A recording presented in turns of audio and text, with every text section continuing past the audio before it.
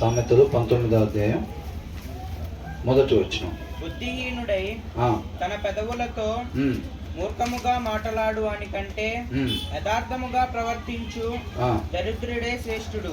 దరిద్రుడే శ్రేష్ఠుడు. దరిద్రుడు అంటే ఎవరు? పేదవాడు. అవునా? ఎలాగంట? దీని నుంచి ఏంటంటే మనం నేర్చుకోవాల్సింది యథార్థంగా మాట్లాడాలి. Better is the poor man who wax in his integrity అని అంటున్నాడు, దాన్ the rich man who is perverse in his ways అని అంటున్నాడు. అంటే ఇక్కడ రెండు విషయాలు కనబడుతున్నాయి మనకి. ఒకటి ఇంటిగ్రిటీ, రెండోది ఏంటంట పర్వర్స్ అని. అంటే నీతి నిజాయితీగా మనం జీవించటం అన్నమాట. నీతి నిజాయితీగా జీవించటం. రెండోది ఏంటి? ఈ లోక సంబంధంగా కొంతకాలం ఉండిపోయే వాటిని ఏదైతే ఉందో వాటిని సాధించుకోవటం కోసం వెళ్ళాల్సిన మార్గాన్ని విడిచిపెట్టి నడవటం అన్నమాట. అంతేనా? కాబట్టి ఇక్కడ ఏమంటున్నారంటే నిజాయితీగా ఉండి పేదవాడిగా ఉండటం మేలు అని అంటున్నాడు. ఎలాగంట? నిజాయితీగా ఉండి పేదవాడిగా ఉండటం మేలు. మనం మిడిల్ క్లాస్గా ఉన్నామా, బిలో మిడిల్ క్లాస్గా ఉన్నామా, అప్పర్ క్లాస్గా ఉన్నామా అనేది కాదు, కానీ అక్కడ ఇంటిగ్రిటీ, నిజాయితీ, నీతి నిజాయితీ అనేది ప్రాముఖ్యము. ఈ వచనంలో నుంచి మనతో మాట్లాడుతుంది అదనమాట. నిజాయితీ వదిలిపెట్టకూడదు. మన దగ్గర ఉన్న డబ్బులు పోవచ్చు, అవసరమైతే ఇంకా నష్టం కూడా జరగచ్చు గాక, అయినా సరే మనం నీతి నిజాయితీని మాత్రం విడిచిపెట్టేవారిగా ఉండకూడదు అని అంటున్నాడు. ఎవరికన్నా అంట better is the poor that walks in integrity than the rich అని అంటున్నాడు. ఎవరికన్నా అంట ధనవంతుడి కన్నా మనం నీతి నిజాయితీగా ఉండి పేదవాడిగా ఉండటం మేలు అని అంటున్నాడు. ఎందుకనంటే దాన్ the rich that perverse his ways అని అంటున్నాడు. దట్ అని అంటే ఆ ఏదైతే ధనవంతుడిగా ఉంటాం చూసారండి, అది మనల్ని ఏం చేసిద్దంటే వెళ్ళాల్సిన మార్గంలో నుంచి మనల్ని పక్కకి తప్పించిద్ది అని అంటున్నాడు. అర్థమవుతుందండి?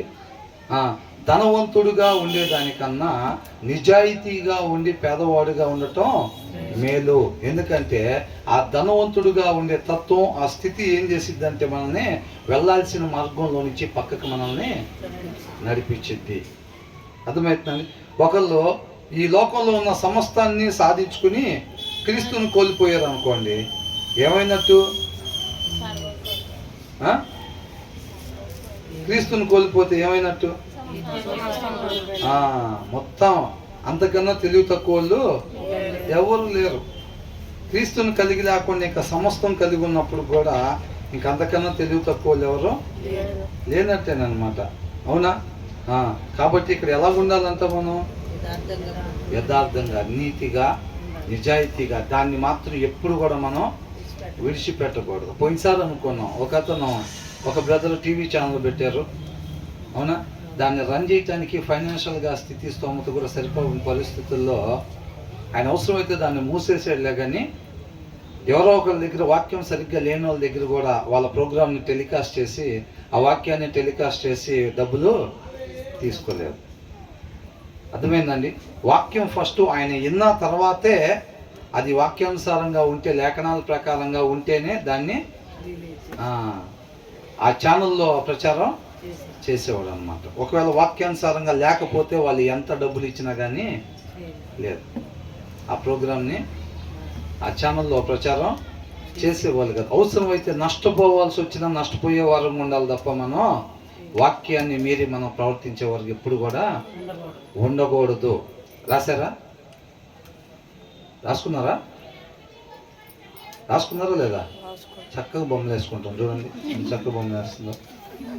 హృదయం మీద రాసుకుంటున్నారా లేదా? సండే స్కూల్ ఏం చేసేవాళ్ళం? బుక్కను పెన్ను తెచ్చుకొని, పెన్సిల్ పెన్ను తెచ్చుకొని రాసుకునేవాళ్ళం. ఇప్పుడు ఇంటిగ్రిటీ, నిజాయితీగా మాత్రమే మనం ఎప్పుడు ఉండాలి అని అంటున్నారు. ఆ మాట మనం హృదయం మీద చక్కగా రాసుకోవాలి. మనం ఏం చేస్తాం? ఒక్కొక్కసారి బోర్డు మీద రాసుకొని, బోర్డు మీద టీచర్ గారు రాస్తా ఉంటే దాన్ని మొత్తం రాసుకొని లాస్ట్లో ఏం చేస్తామంటే మొత్తం రాసామో లేదో ఒకసారి చూసుకుంటాం. ఓకే, పర్ఫెక్ట్ అని అనుకుంటాం. మనం కూడా రెండోసారి మూడోసారి చెప్పేటప్పుడు ఏంటి? చక్కగా జాగ్రత్తగా సారాంశాన్ని మన హృదయం మీద రాసుకున్నామా లేదా మరలా ఒకసారి చెక్ చేసుకోవాలి.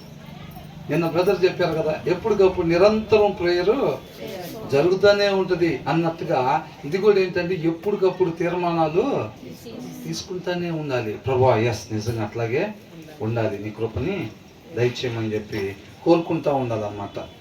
అవునా? కాబట్టి ఇక్కడ ఏమంటున్నారు, నీతిగా నిజాయితీగా మాత్రమే మనం ఉండాలి అని అంటున్నారు అనమాట. ఒకడు తెలివి లేకుండా మంచిది కాదు, తొందరపడి నడుచువాడు దారి తప్పిపోవును. ఒకని మూర్ఖత. ఇప్పుడు జనరల్ గా ఇప్పుడు మనం ఇక్కడ నీతిగా నిజాయితీగానే ఉంటే మనకి వ్యాపారాలు సాగుతాయా?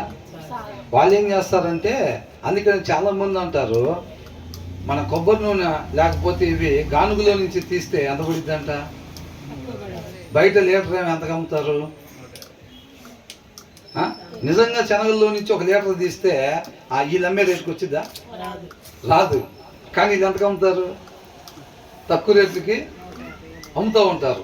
అవునా? మరి ఎలాగ నిజాయితీగా ఎవరైనా ఒక షాప్ పెట్టారనుకోండి, అక్కడ నిజమైన విశ్వాసం పెడితే మరి నిజంగా లీటర్ నూనె ఒరిజినల్గా తీయాలని అంటే వాళ్ళకి ఎంత ఖర్చు అయింది? వీళ్ళు డూప్లికేట్ మొత్తం మిక్సింగ్ చేసేసి ఒరిజినల్గా పడేదానికన్నా తక్కువకి అమ్ముతారు. ఎందుకని? దాంట్లో ఉండేది ఒరిజినల్ 30%, మిగతా 70% అంత కల్తీయే ఉండదు కాబట్టి వాళ్ళు తక్కువ రేటుకి అమ్ముతారు. ఒరిజినల్కి ఎవరైనా మంచి విశ్వాసం పెట్టాడు అనుకోండి, ఆయన ఏం చేయాలి మరి? ఆయన పక్కనే పెట్టి 420 రూపాయలు అమ్ముతూ ఉంటాడు. వీళ్ళు ఏమో 170కి అమ్ముతుంటే ఆయనేమో 420కి అమ్ముతాడు. నడిసిద్దా షాపు? మరి పరిస్థితి అలాగా ఉండిద్ది. మరి ఏంటికి దానికి పరిష్కారం ఏంటి దానికి? ఇప్పుడు ఇంకోటి పెట్టారు అనుకోండి వ్యాపారం, ఇంకో దాంట్లో కూడా అంతే ఉండిద్దిగా. మరి ఎలాగా? మన పరిస్థితి ఏంటి మరి? చెప్పుకోవటానికి మాత్రం అన్ని భలేగా ఉంటే ఆ పరిస్థితుల్లో మనం నిలబడి చూసి చేయాలి అని అంటే ఆ అనుభవంలోకి మనం వెళ్ళాలి. ఎప్పుడైనా జస్ట్ మనం మాట్లాడుకునే వాళ్ళంగా కాకుండా అక్కడ ఏదైతే పరిస్థితి ఉందో ఆ పరిస్థితుల్లోకి మనం వెళ్ళి ఆలోచించేవారుగా ఉండాలి. అవునా కదా? లూకాసు వార్త ఒకసారి చూద్దాం.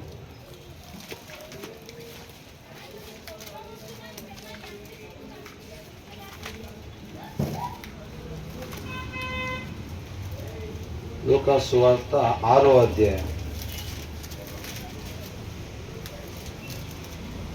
20వ వచనం.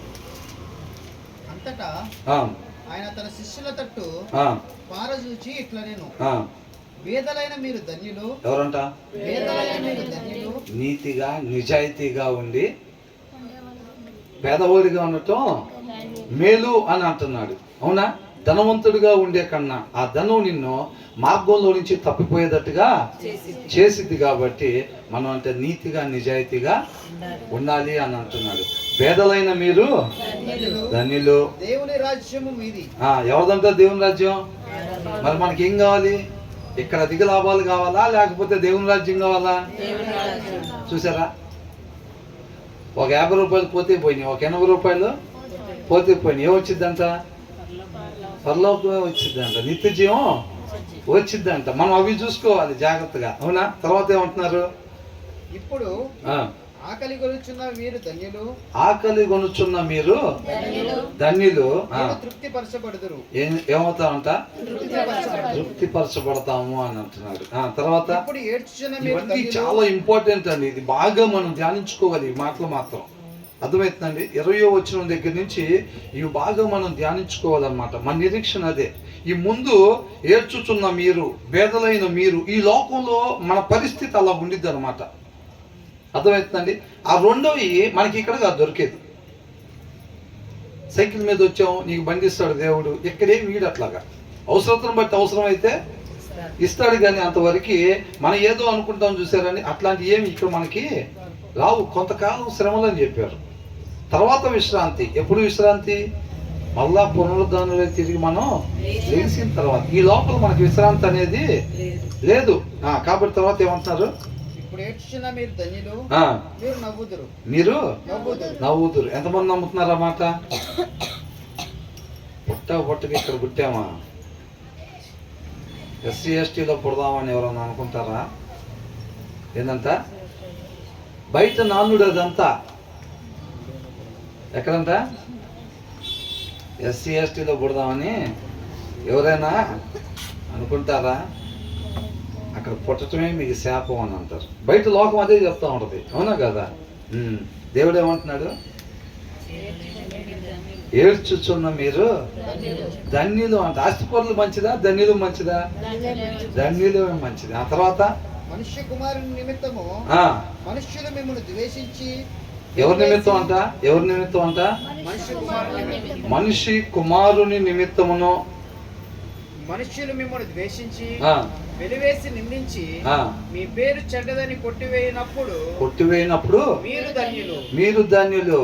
అవునా? మొన్న మధ్య రీసెంట్ గా కూడా ఒక ఇంటర్వ్యూ చూస్తా ఉంటే ఒక గొప్ప ధనికుడు, పెద్ద ప్యాలెస్ రాజకీయ నాయకుడు అన్నమాట, పదవిలో ఉన్న రాజకీయ నాయకుడు, పెద్ద కులం వాళ్ళు. అర్థమైందండి? ఆయనంట ఇంట్లో ఉన్నప్పుడు ఈ మిగతా తక్కువ కులాలు ఎవరు కూడా చెప్పులు వేసుకొని వాళ్ళ ఇంటి ముందు నుంచి దాటి వెళ్ళటానికి వీల్లేదంట. అర్థమవుతుందండి? ఆయన ఇంటి ముందుకు వచ్చేసరికి ఎవరైనా సరే చెప్పులు ఇప్పి చేత్తో పట్టుకొని, ఇప్పుడు ఇప్పుడు కూడా జరుగుతున్నది. అర్థమవుతుందండి? చెప్పులు ఇప్పి చేత్తో పట్టుకొని వాళ్ళ ఇల్లు దాటిన తర్వాత అక్కడ చెప్పులు వేసుకొని వెళ్ళాలి. అలాంటి వాళ్ళకి మరి ఓట్లు వేసి గెలిపిస్తున్నారు మళ్ళీ. ఎందుకు? అవతలోడు 1000 ఇస్తే ఎంత ఇస్తున్నాడు? 5000 ఇస్తున్నాడు. 5000కి అమ్ముడు పోయి ఏం చేస్తున్నారు? దాన్ని ఎంకరేజ్ చేసి చెప్పులు చేత్తో పట్టుకొని వెళ్ళిపోయి దాని తర్వాత వాళ్ళకి కూడా దాన్ని అందిస్తున్నారు అన్నమాట చక్కగా. అర్థమవుతుందండి? కాబట్టి ఏంటంట, మనిషి కుమారుని నిమిత్తం మనుషులు మిమ్మల్ని ద్వేషించి వెలివేసి నిందించి మీ పేరు చెడ్డదని కొట్టివేయినప్పుడు మీరు ధన్యులు. ఇప్పుడు కూడా చాలా సిటీల్లో బయటే ఉంటాయి గ్రామాలు. ఉంటే ఉండవా?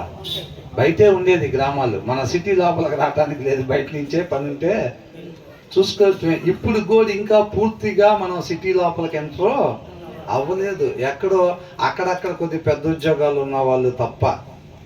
అర్థమవుతుందండి? రిజర్వేషన్లో కొంతమందికి ఉద్యోగాలు వచ్చినాయి కదా, అట్లాంటి వాళ్ళు ఏదన్నా సిటీలో కొనుక్కుంటే తప్ప మిగతా వాళ్ళందరూ కూడా ఇప్పటికే చాలా చోట్ల బయట ఊర్లు పోతే మొత్తం కూడా ఆ ఊర్లోకి ఎంటర్ అయ్యేటప్పుడు ముందే వచ్చింది పల్లె.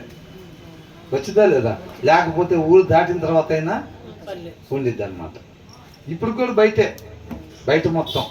కాకపోతే బయట రాతలు మాత్రం మీడియాలో మాత్రం ఎలా ఉంటుంది? మనమంతా ఒక్కటి అని అంటారు, అవునా కదా? అట్లాగంట. తర్వాత ఏంటంట?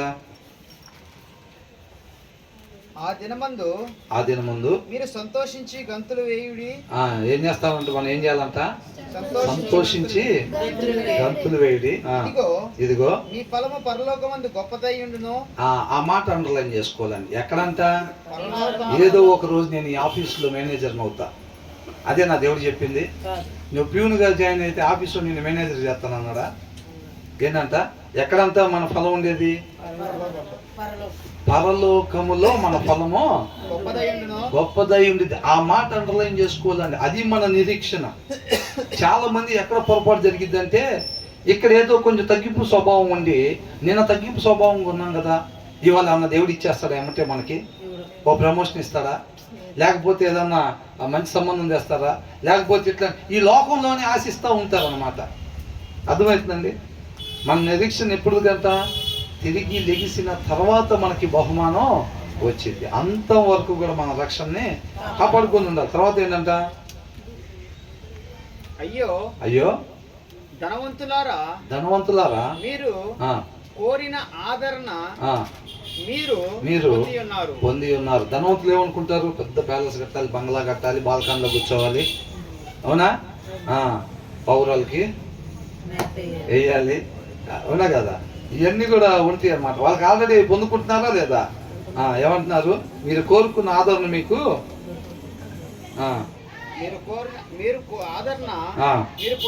పొంది ఉన్నారు. అయ్యో అంటే రేపు వాళ్ళకి వచ్చేది ఏమన్నా ఉందా? ఇంకా ఈ సుఖానికి సంబంధించిన ఏది ఇంకా వాళ్ళకి వచ్చేది లేదు. మీరు అయ్యో ఇప్పుడు కడుపు నిండి ఉన్న వారులారా మీరు ఆకలి గొందురు.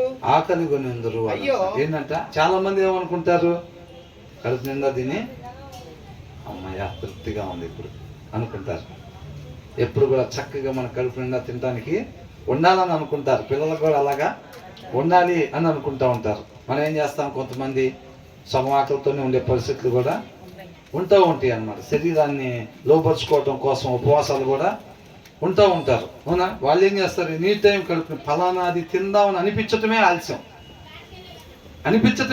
వాళ్ళు ఎక్కడి నుంచి అయినా సరే వాళ్ళు తెప్పించేసుకుని, ఎంత పెద్ద షాప్ అయినా సరే ఎక్కడికైనా వెళ్ళిపోయి వాళ్ళు అది తెచ్చుకుంటారు, తినేసేస్తూ ఉంటారు. వాళ్ళ తర్వాత ఏంటంట, తర్వాత ఏమైందంట పరిస్థితి, ఇప్పుడు కడుపు నిండి ఉన్న వారులారా మీరు ఆకలి కొందరు, అయ్యో అయ్యో ఇప్పుడు నవ్వుచున్న వారులారా మీరు దుఃఖించి ఏడ్తురు. ఇదంతా కూడా సత్యం అండి. అవునా?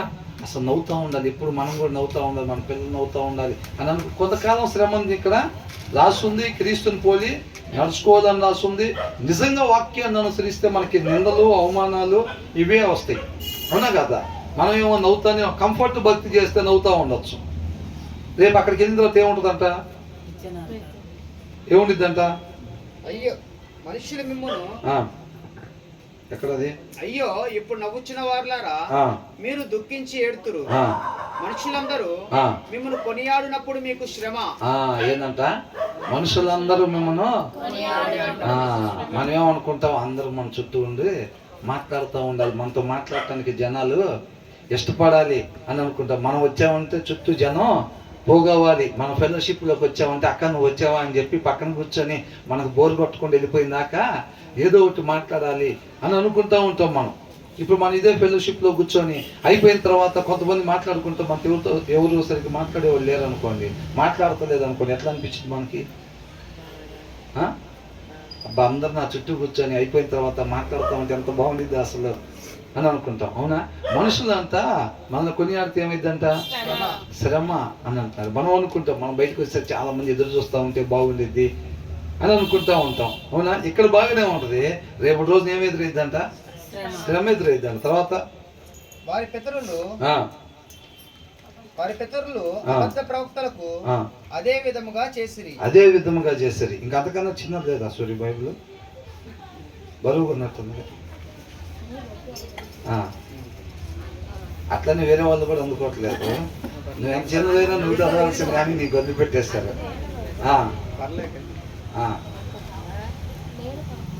వినుచున్న మీతో నేను చెప్పున్నదేమనగా మీ శత్రువులను ప్రేమించుడి. ఎవరినంట రాసుకున్నారా? చుట్టాలని, అంతేనా? మనకి ఏదైనా ఇచ్చిన వాళ్ళని, నువ్వు హీరో రా నెంబర్ 1గా ఏంటి. కొంతమంది మనుషుల్లో కూడా ఏమంటారు తెలుసా, అన్న నేను నీ ఫ్యాన్ అన్నా అంటారు. ఏంటంట, ఫ్యాన్ అంట. అవునా కదా? ఏమంటున్నారు ఇంకా, విడుచున్న మీతో నేను చెప్పినదేమనగా మీరు శత్రువులను ప్రేమించాలంట.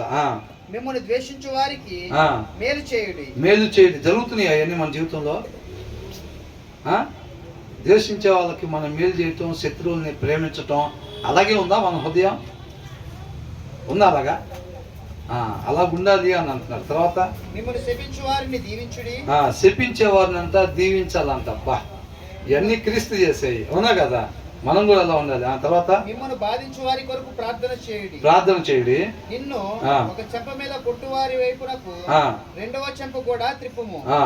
నీ పైబట్ట ఎత్తుకొని పోవు వారిని నీ అంగీని కూడా ఎత్తుకొని పోకుండా అడ్డగింపకము. నిన్నడుగు ప్రతివానికి ఇమ్ము. నీ సొత్తు ఎత్తుకొని పోవు వారి యొద్ద దాని మరలా అడగవద్దు. మనుష్యులు మీకేలాగు చేయవలనని మీరు కోరుదురో అదే మనం కూడా వాళ్ళకి అలాగు మీరును వారికి చేయుడి. మిమ్మును ప్రేమించు వారినే మీరు ప్రేమించిన యెడల మీకేమి మెప్పు కలుగును? ఏంటంట, మనల్ని ప్రేమించిన వారినే మనం ప్రేమిస్తే మనకేం మెప్పు కలిగిద్ది అంటున్నాడు. పాపులను తమ్మును ప్రేమించు వారిని ప్రేమింతురు కదా. పాపులు కూడా వాళ్ళని ప్రేమించే వాళ్ళని, ఒకరికి జీతం వచ్చినప్పుడు వాడికి ఒక వారం రోజులకి వచ్చింది కదా, ఏంటి పెయింట్ పనులు చేస్తే వాళ్ళకి వారం రోజులకి కూలి డబ్బులు వస్తాయి కదా. వాళ్ళకి పేమెంట్లు ఇవ్వలేదు అనుకో, అవతల వాడికి ఏం చేస్తాడు, పెట్టుబడి పెడతాడు. అరే నీకు నేను సీసా ఇవ్వాలా, ఇప్పిస్తాను, రేపు నీకు డబ్బులు ఇచ్చినప్పుడు నీకు బుధవారం ఇస్తారంటున్నావు కదా, నా దగ్గర ఉండవు అప్పుడు దాకా, బుధవారం వచ్చినప్పుడు నాకు ఇప్పించు. కాబట్టి ఏం చేస్తారన్నా, పాపులు కూడా తమ్ముడు ప్రేమించు వారి ప్రేమితురు కదా, వాళ్ళు కూడా ప్రేమించిన వాళ్ళని ప్రేమిస్తారు. కాబట్టి మనం కూడా ప్రేమించిన వాళ్ళనే ప్రేమిస్తుంటే, మనకు కూడా అవి ఇవి పెట్టిన వాళ్ళనే తినడానికి మనం కూడా వాళ్ళకి మాత్రమే పెడుతుంటే వాళ్ళకి మనకు తేడా ఏముందని అంటున్నారు. అవునా? ఒకసారి చెక్ చేసుకోవాలి మనం ఏ స్థితిలో ఉన్నాము, ఎలాగున్నాము. తర్వాత ఏమంటున్నారు, మీకు మేలు చేయు వారికే మేలు చేసిన యెడల మీకేం మెప్పు కలుగును, నీకేం మెప్పు కలుగును. పాపులను అలాగే చేతురు కదా, పాపులు కూడా అలాగే చేస్తారు కదా. వాళ్ళు కూడా ఏంటంట, మేలు చేస్తే వాళ్ళు కూడా అదే కల్తీ కలపడానికి లేదురా, ఇది అసలు షాప్ మూసేసి తీసుకొద్దామని అంటే, అన్న నీ దగ్గర ఏమైనా ఉన్నాయా అని అనగానే ఆ బ్రాంచ్ వాడు ఫోన్ చేయగానే అదేం చేస్తాడు, అది 2 డబ్బాలు పంపిస్తున్నా అంటాడు. రేపు వీళ్ళకి స్టాక్ రాగానే మళ్ళీ అలా పంపించేయటమే. ఒకటి సిండికేట్ అన్నమాట ఇల్లు. అవునా? తర్వాత ఏమంటున్నారు, మీరెవరి యొద్ద మరలా పుచ్చుకొనవలనని నిరీక్షింతురో వారికే అప్పు ఇచ్చిన యెడల మీకేమి మెప్పు కలుగును. అంటే ఏంటంట, ఎవరన్నా ఒక 1000 రూపాయలు అడిగారు అనుకో, 1000 రూపాయలు అడిగినప్పుడు మనం ఏం చేస్తామంటే, ఇవ్వగలరా లేదా, వాడు పనికి వెళ్తున్నాడు, ఇప్పుడు 6 రోజుల నుంచి పనికి వెళ్తున్నాడు కదా, వాడు ఇవ్వగలడు అని అనుకుంటాం. ఎవరైనా డబ్బులు అడిగితే ఏం చేస్తారు, వాడు ఇవ్వగలడో లేదో ఫస్ట్ అది చెక్ చేసుకుంటారు. అది ఇవ్వగలడు అని అనుకుంటే ఏం చేస్తాం, అది తీసుకురా బలివాడివే సరిపోతాయి అవి అని అంటారు.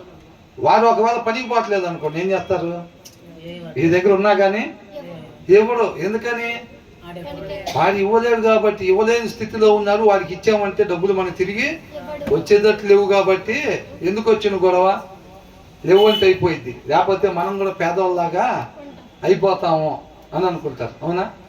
కాబట్టి ఇప్పుడు ఆ విధవరాలు కూడా అట్లాగే దాచిపెట్టుకుందా, ఉందే 2 అప్పాలకు వచ్చి తట్టుకొని అయ్యను పెడతాం ఎందుకు అని చెప్పి, ఏం చూస్తేనేమో అసలు ఒకటి కూడా లేదంటున్నాడు, నాకు ఎంత తింటానికి పెట్టను అంటున్నాడు, ఆయన మళ్ళీ మనకి ఇవ్వలేడని అనుకుందా, అనుకోలేదు. కాబట్టి ఏంటంటే తర్వాత మీరైతే ఎట్టి వారిని గుర్చేనను నిరాశ చేసుకొనక మీ శత్రువులను ప్రేమించుడి, మేలు చేయుడి, అప్పు ఇయ్యుడి. అప్పుడు మీ ఫలము గొప్పదయ్యుండును. మన ఫలం ఎలాంటిది ఉంటుందంట, అప్పుడు గొప్పదై ఉంటుందంట. మీరు సర్వోన్నతుని కుమారులై ఉందురుగా. ఎవరు కుమారులు అయి ఉంటామంట, సర్వోన్నతుని కుమారులు. అవునా? నీతిమంతులు, దేవుని పిల్లలు, రేపు నిత్య జీవానికి వారసులు. మనం అలాగుండదన్నమాట. అంతే తప్ప లోక సంబంధంగా మనల్ని ఇష్టపడే వాళ్ళని మనం ఇష్టపడటం, మనల్ని ప్రేమించే వాళ్ళని ప్రేమించటం. అవునండి? మనకి మేలు చేసే వాళ్ళు బాగుండాలని మనం కూడా వాళ్ళకు కూడా మేలు కలగాలని కోరుకుంటాం. అలాగే ఉంటే పాపులకి మనకి 1% కూడా తేడా లేనట్టే. తిరిగి ఇవ్వలేడని తెలిసినా ఎప్పుడైతే నీ చేతుల కష్టంతో వాళ్ళకి డబ్బులు ఇస్తావో దాని ఫలం గొప్పది అని అంటున్నాడు. సర్వోన్నతుని కుమారులుగా మనం ఉండటానికి అవకాశం వచ్చింది. అవునా కదా? అట్లాంటి అవకాశాన్ని మనం చేజార్చుకోకూడదు అన్నమాట. కాబట్టి ఇక్కడికి వచ్చేయండి. సామెతలు మనం 19:1 చూసినప్పుడు ఏంటంట, నీతిగా నిజాయితీగా ఉంటా పేదవాడిగా ఉండటం మేలులే. కానీ మనం ధనం సంపాదించుకుని ఉన్నట్లయితే కనుక ఆ ధనం మనం ఏం చేసిద్దంట, మార్గంలో నుంచి తొలగిపోయేటట్టుగా చేసిద్ది అని రాశాడు అన్నమాట. ఇక్కడ క్లియర్గా రాశాడు. ఏమని, బుద్ధిహీనుడే walks in his integrity than the rich అని రాశారు కదా, దట్ పర్వర్స్ హిస్ వే అని రాశారు. ఆ ధనవంతుడి స్థితి ఏదైతే ఉందో అదేం చేసిద్దంట, అతని మార్గంలో నుంచి తొలగిపోయేటట్టుగా చేసిద్ది. మనం చక్కగా చదువుకుంటాం, వదిలిపెడితే మాత్రం మళ్ళీ ధనవంతుడు అవటానికి గట్టి ప్రయత్నాలే చేస్తాం. ఏమాత్రం తేడా ఉండదు అసలు. అవునా? ఇక్కడ చూస్తేనే అన్ని భేద పలుకులే పలుకుతాం. కొద్దిగా బయటికి వెళ్ళామంటే చాలు, ఇంకా ఎట్టి పరిస్థితుల్లో ఈ నెలలో ఒక 20,000 దాచిపెట్టాల్సిందే. ఎంతమంది అడుక్కునే వాళ్ళు ఎదురు వచ్చినా సరే ఏమాత్రం కనికరం పడకూడదు. పోయినసారి అంత పడతాం వల్ల ఏమైంది, డబ్బులు ఏం మిగల్లా. పోయినసారి అట్లా కనికరం చూపించడం వల్ల డబ్బులు ఏం మిగల్లా. ఈ నెల ఎట్టి పరిస్థితుల్లో దాయాల్సిందే డబ్బులు. ఎంతమంది అవసరతల్లో ఉన్న వాళ్ళు ఎదురుపడినా, ఫోన్ చేసినా, ఏడుస్తున్నా సరే ఏమాత్రం కూడా జాలి చూపించకుండా గుండె కఠినంగా చేసుకొని డబ్బులు ఒక 20,000 పక్కన పెట్టాల్సిందే ఈ నెల. అవునా? పెట్టింది 20,000 పరలోకాన్ని తీసి పక్కన పెట్టినట్టే. అవునా కదా?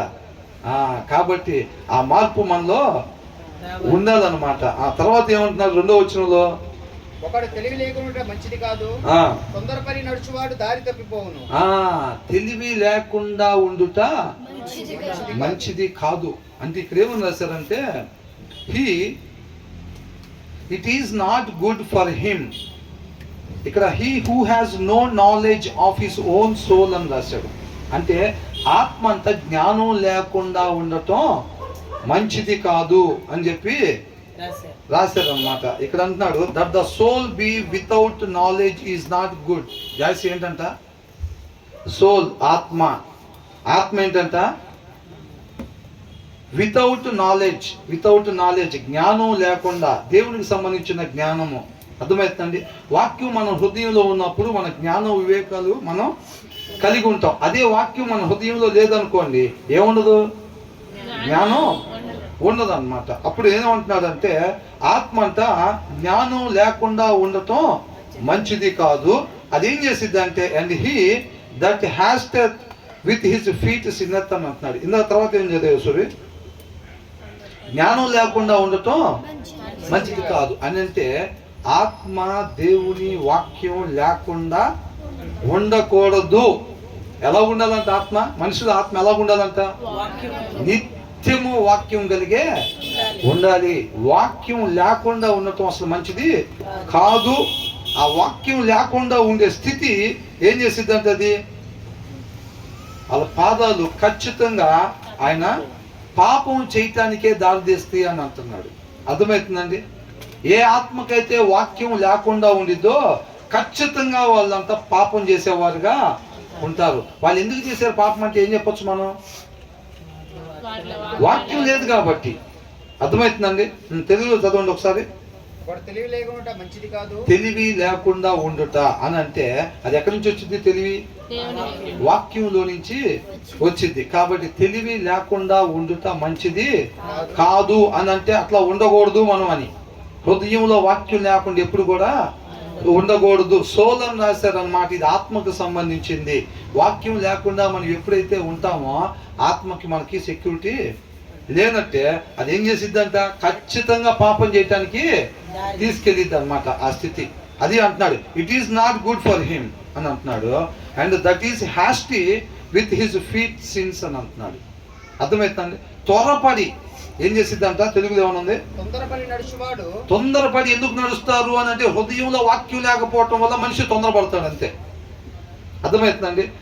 ఎందుకంటే తొందరపడి ఒక నిర్ణయం తీసుకుంటారు, తొందరపడి ఒక పని చేస్తారు, తొందరపడి ఒక మాట అంటారు. ఎందుకు వచ్చింది అది? హృదయంలో వాక్యం లేకపోవటం వలన అదేం చేసిద్దని అంటే ఆ తొందరపాటు వచ్చేదియా గబక్మని అడుగు పక్కనేసేటట్టుగా చేసిద్ది. దీనికి మనం నీతిమంతులు, వాక్యాన్ని అనుసరించే వాళ్ళు.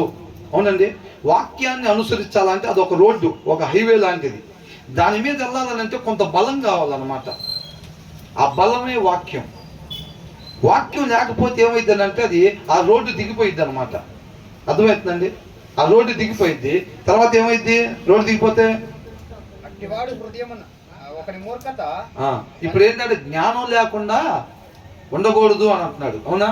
ఏం లేకుండా ఉండకూడదు అంట. ఉంటే ఏమైంది అంట? అది పాపము చేపిచ్చిద్ది అని అంటున్నాడు. జ్ఞానం లేకుండా ఉండే స్థితి, హృదయంలో వాక్యం లేకుండా ఉండే స్థితి అంట త్వరపడి పాపం చేసేటట్టుగా చేసిద్ది అని అంటున్నాడు. కాబట్టి నిత్యం మన హృదయంలో దేవుని వాక్యం ఉంచుకున్నట్లయితే ఆ వివేకం కలిగి ఏది చేయాలో అదే మనం చేసేవారంగా ఉంటాం. లేకపోతే మనకు బాగానే ఉంటుంది కారు కొనుక్కోవడం తప్ప అన్న హృదయంలో వాక్యం లేకపోతే ఒక్కొక్కసారి లోక సంబంధంగా కారు కొనుక్కోవటం మంచి జరిగింది అనిపించింది. అది తర్వాత ఎక్కడికి దారి తీసిద్ది? నష్టానికి దారి తీసిద్ది. ఇల్లు కొనుక్కుంటాం, నిర్ణయాలు తక్కువ ఇల్లు కొనుక్కుంటాం, తర్వాత ఇల్లు దారి తీసిద్ది, అది నష్టానికి దారి తీసిద్ది. హృదయంలో వాక్యం కలిగి ఉండి మనం తీసుకునే ప్రతి నిర్ణయం కూడా మేలైందిగా చేసిద్ది అనమాట. సామెతలు 4:7 ఒకసారి చూడండి.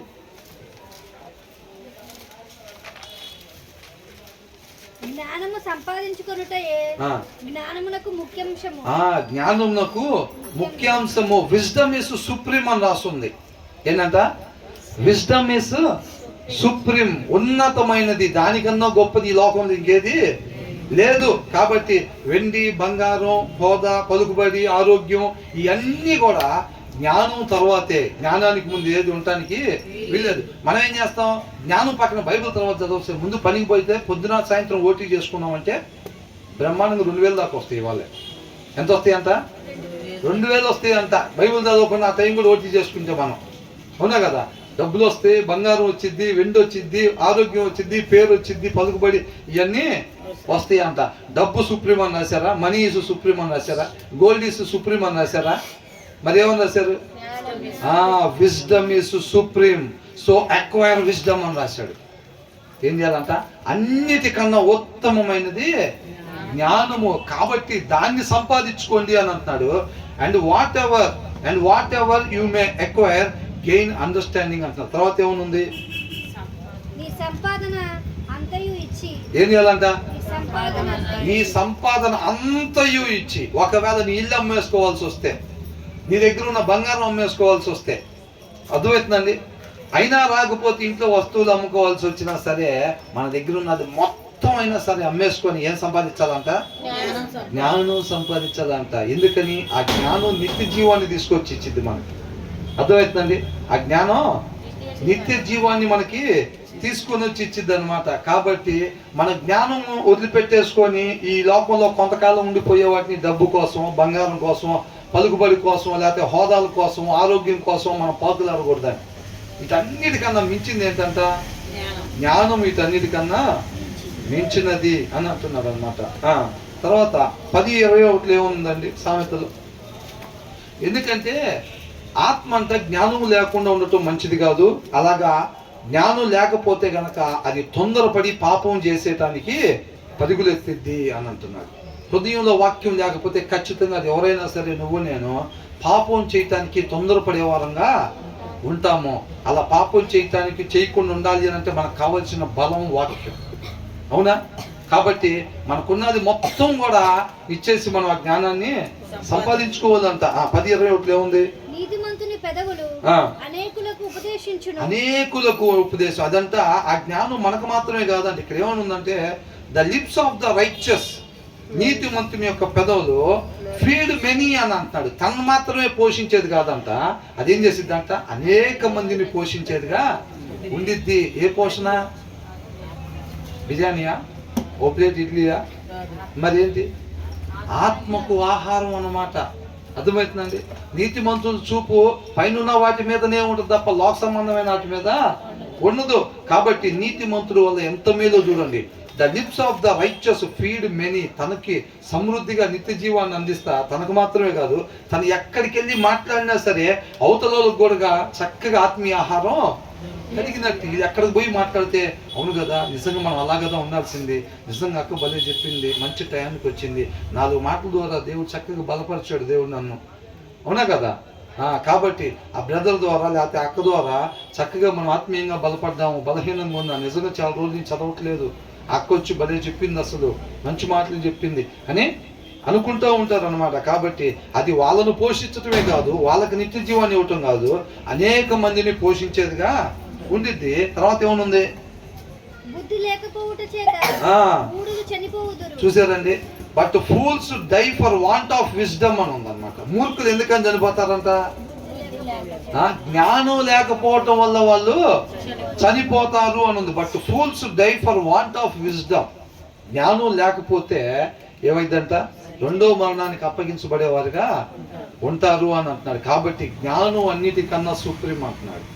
Wisdom is supreme. అర్థమవుతుందండి.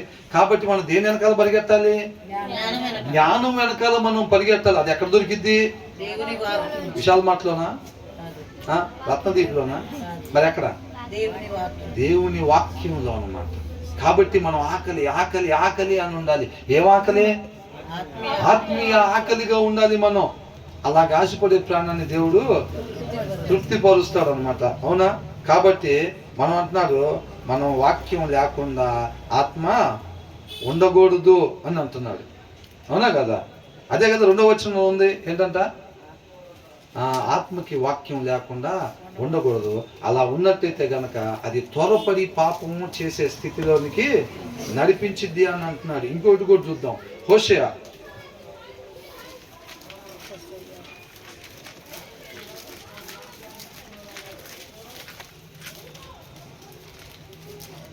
4వ అధ్యాయం.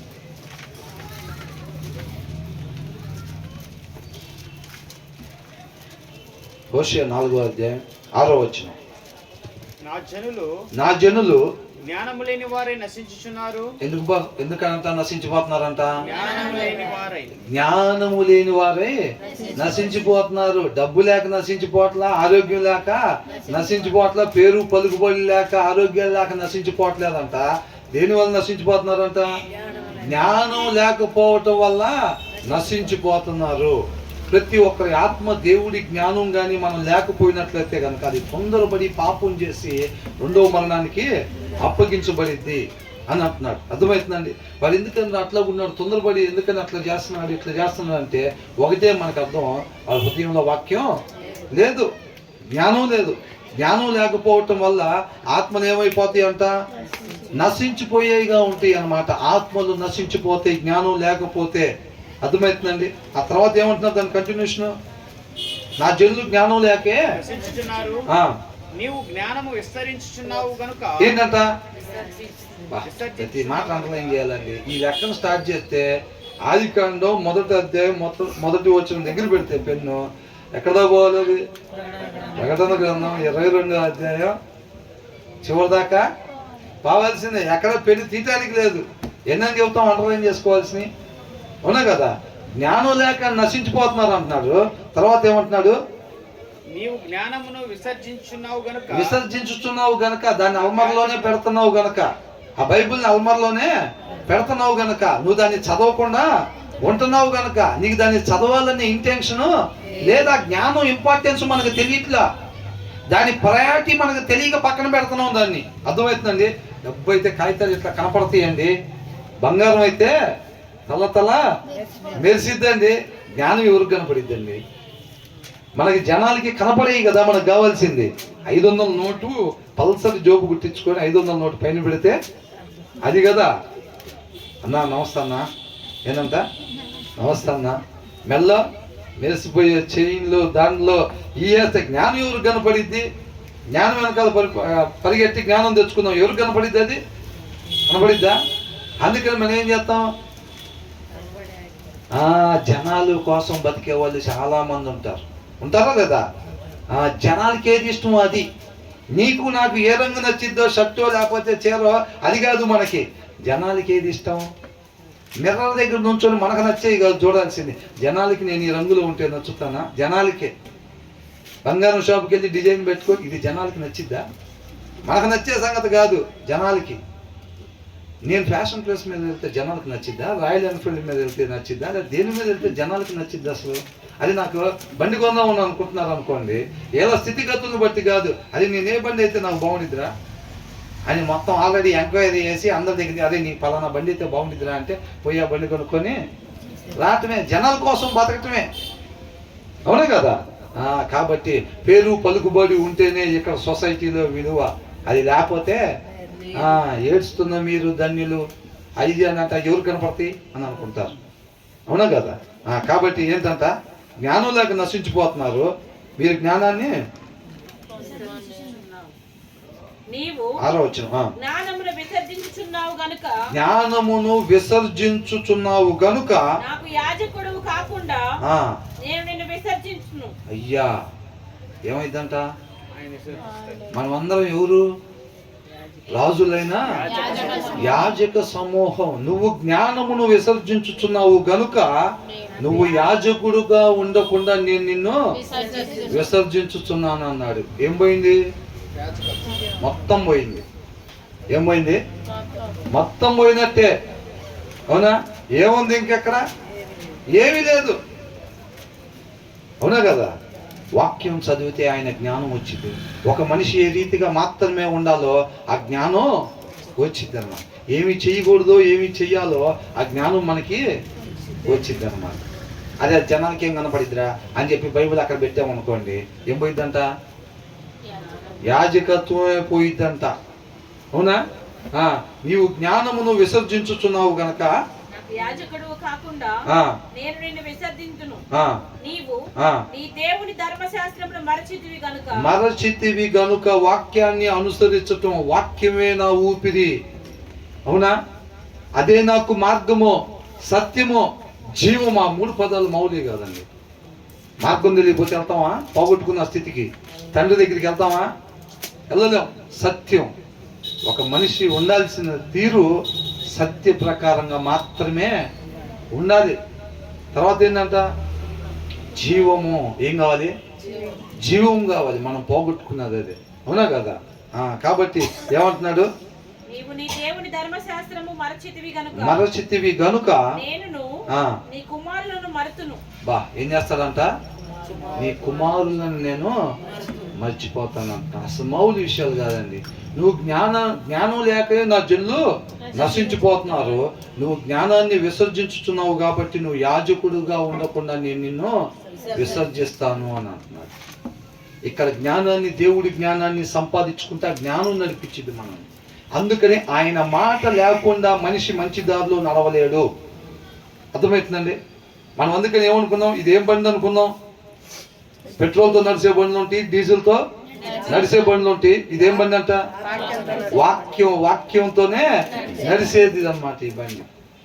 వాక్యం లేకుండా దీన్ని నడిపితే పెట్రోల్ ఇంజన్లో డీజిల్ పోసి నడిపినట్టే. ఏమైతుంది? అయిపోయింది. అవునా కదా?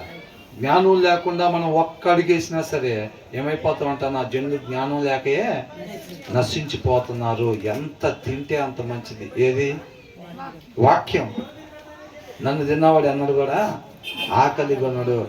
ఈ లోక సంబంధమైన ఓ బిర్యానీ తిన్నామంటే తర్వాత ఇంకోటి తీసుకొచ్చి పెడితే ఏం చేస్తాం? అబ్బో మన వాళ్ళు కదా ఇంకా అవసరమైతే పారిపోతాం, అక్కడి నుంచి పారిపోతాం లేదా? కానీ ఇది అలాగా కడుపులో నొప్పి, అజీర్తి అట్లాంటివి ఉంటాయి. దీనికి అట్లాంటివి ఏమి, ఎంత తినగలిగితే మనం అంత తినాలి. అప్పుడు మనం అనుకుంటాం చూసారా, తగ్గించుకునే దాంట్లో మన సత్తా ఏందో చూపించాలని చెప్పి. మనం ఎంత తింటే అది అంతగా మనల్ని మనం తగ్గించుకునేటట్టుగా బలాన్ని దయచేసిద్ది అనమాట. ఆయన అంతగా మనల్ని హెచ్చించేవాడుగా ఉంటాడు అని క్లియర్గా రాస్తుంది ప్రతి ఒక్కటి కూడా. అందుకనే 19:2 సామెతల్లో ఏమనుంది? ఆత్మ అంట జ్ఞానం లేకుండా ఉండటం మంచిది కాదు. అలా గాని ఉన్నట్లయితే ఆ స్థితి ఏం చేసిద్దంట? త్వరపడి పాపం చేయటానికి కారణం అయ్యిద్ది. మనిషి హృదయంలో వాక్యం లేకపోతే ఖచ్చితంగా తప్పుడు నిర్ణయాలు, తొందరపాటు నిర్ణయాలు తీసుకొని పాపం చేసేవాడిగా ఉంటాడు అని అంటున్నాడు. అర్థమవుతుందండి? అందుకనే ప్రతి దానికి ఏంటంటే మనకి వేరే దగ్గర నుంచి రెఫరెన్స్ కూడా చూసుకుంటా ఉన్నాం. అవునా? ఇందాకేం చూసాం? లోకాసు వార్తలో నుంచి. అవునా కదా? మన నీతి నిజాయితీగా ఉండి పేదవాడిగా ఉండటం మేలులే, కానీ మనం ధనవంతుల్లాగా ఉంటే అది ఏం చేసిందంట? మనం వెళ్ళాల్సిన మార్గంలో నుంచి అది మన పక్కకి నడిపించేసిద్దంట. ఆ ఉన్నత స్థితి. బాగా డబ్బులు ఉన్న వారికి ఉండేటప్పుడు ఏమైందంట? ఎవరు ఏడుస్తున్నా పట్టించుకోం, ఇంకా సంపాదించాలి. అదే అనుకున్నాం, అది నెల ఎలాగైనా సరే ఒక 20,000 మిగిల్చాలి అని అనుకుంటారు. అదేం చేసిద్ది? అవసరతలో ఉన్న వాళ్ళు మన కంటికి కనిపించినా సరే ఏమైందంట? కరుణ చూపించకుండా అడ్డం పడిద్ది అనమాట అది. అవునా కదా? తర్వాత ఏమంటున్నారు?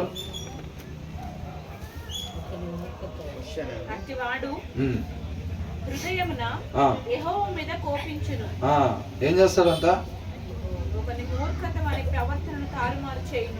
ఏంటంట? ఎవరంట ఆయన ప్రవర్తన తారుమారు ఎవరు చేస్తారంట? అపవాదా? ఎప్పుడు చెప్పుకుంటాం కదా, బయట కూర్చొని ఏడుస్తా లాపలు చేసే అన్ని చేసి మా మీద దోషేస్తున్నాడు అని. కొంతమంది ఏం చేస్తారు తెలుసండి? అసలు దేవుడి మీద అలుగుతారు. ఉల్లిపాయల వ్యాపారం పెట్టి లాభం లేదని అడిగే దేవుడితో డీలు. ఆయనగా తెలుసుకోవటం కాదు, వ్యాపారం. నేను నీకు దండం పెడతా, నువ్వు నాకు అన్నం పెట్టాలి.